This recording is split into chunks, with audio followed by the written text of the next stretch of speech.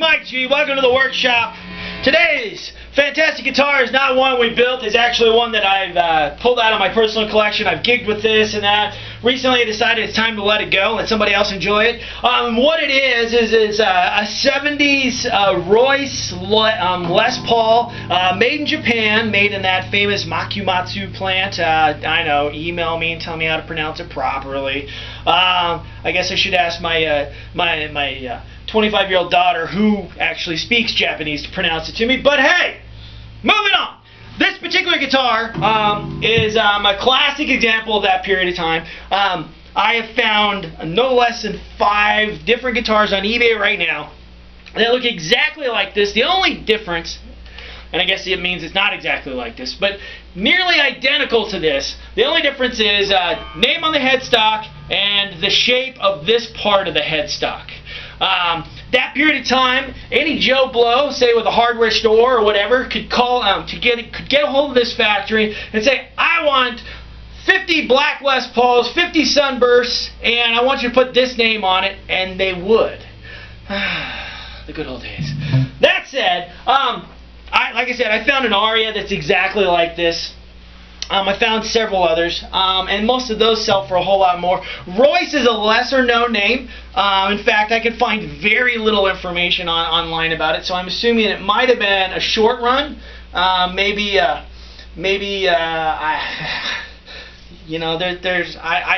don't know. But what I do know is this is definitely a made in Japan guitar. The body is made of multiple plies. Now, some people say, oh, plywood body, blah, blah, blah. You know what?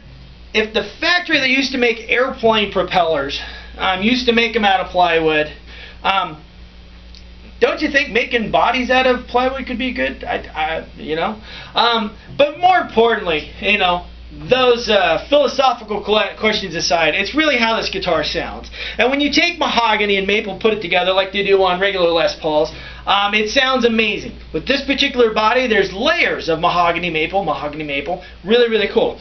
What else makes these particular guitars have a classic voice with an interesting, with something that's a little bit unique about them? Most people don't realize is that instead of having a full maple cap on here or a full piece carved out, they actually use the same process they used to build arch tops, and this is a molded arch top on this. So what that means is below here it's semi-hollow. Really, really cool. It adds an interesting flavor to the sound, and quite honestly, that may be the magic of this type of guitar.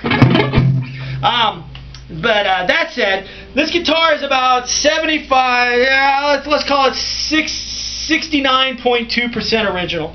The body of the neck, of course, original. The bridge and the tailpiece are original. The wiring on this is original.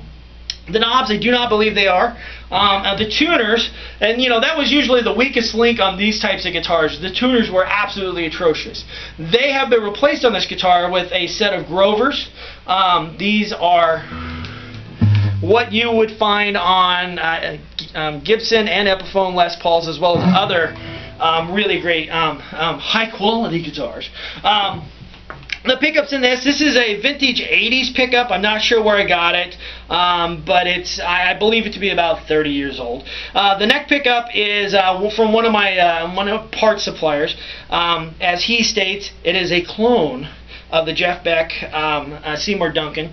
It measures about 10.1, 10.2. The bridge is 10.5. They're kind of lower output, but if you are hip to lower output humbuckers, you'll understand that they have a lot of great tone to them. These are no exception. So today we're going to be playing through our Marshall JCM 900. That's why we're not by the workbench. I have on the pedal board, I have a Morley wah pedal. I have a sonic stomp that I use as sort of a boost. I will let you know when I'm using that and when I'm not. And then of course I got the Marshall foot switch that controls the channels. We're going to start out in the clean. I'm going to do bridge and neck and bridge together again. The neck. Let me start again. We're going to do the bridge, then we're going to do the neck and bridge together. There it is. We're going to do both channels, and I've got them set at my gigging levels. So the gain on the clean channel is set at 5, and the gain on the distortion channel is set on 14. That gives you an idea. This is a JCM 900 if I haven't stated that before, although I may have. I'm running at 50 watts through an older JCM 900 lead 1960 cabinet that has 2 vintage 30s and 2 GT 75s. Quite possibly the greatest sounding 412 cabinet combination out there. If you haven't heard that combo before, you really need to get your ears in front of one. So, that said, I'm going to shut up and play. Usually, at this point, I tell you this guitar is sold, but in this particular case, it is not. So, if you are interested in this guitar, I'd say jump on it now. It's on eBay. It will be gone in the next couple of days. I've got it priced quite nice, and honestly, you've always wanted a 70s Les Paul, but you can't afford it because all the guys who own 70s Les Pauls now suddenly think that they're made out of gold and platinum and other things. So this guitar is a great deal. I've got it started in an auction at $250. Quite honestly, if it said RE on the top, I would start it at $500. So that said, it's time to do what we always do: play guitar. Here we go. Bridge clean.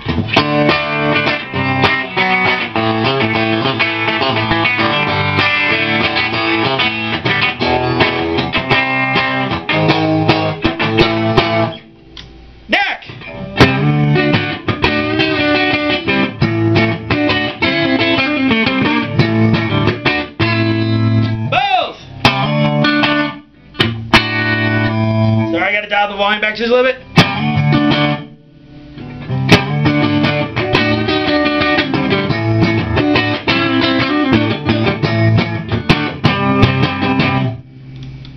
Back to the bridge. I'm gonna bring that up, bring that down a little bit, and now I'm gonna do it with the sonic stomp on.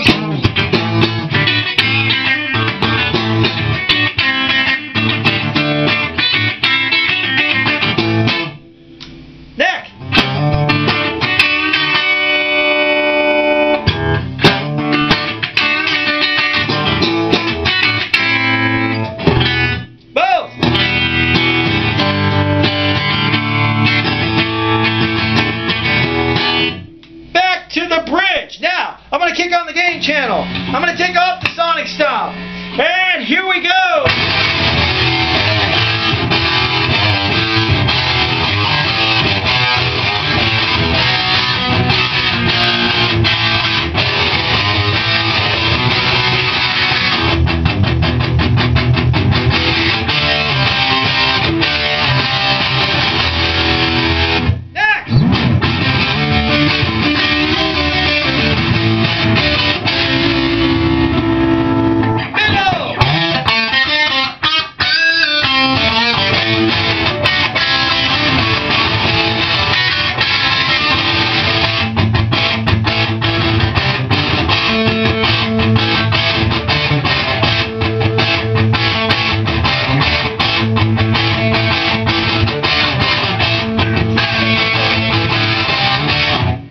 Stuck there.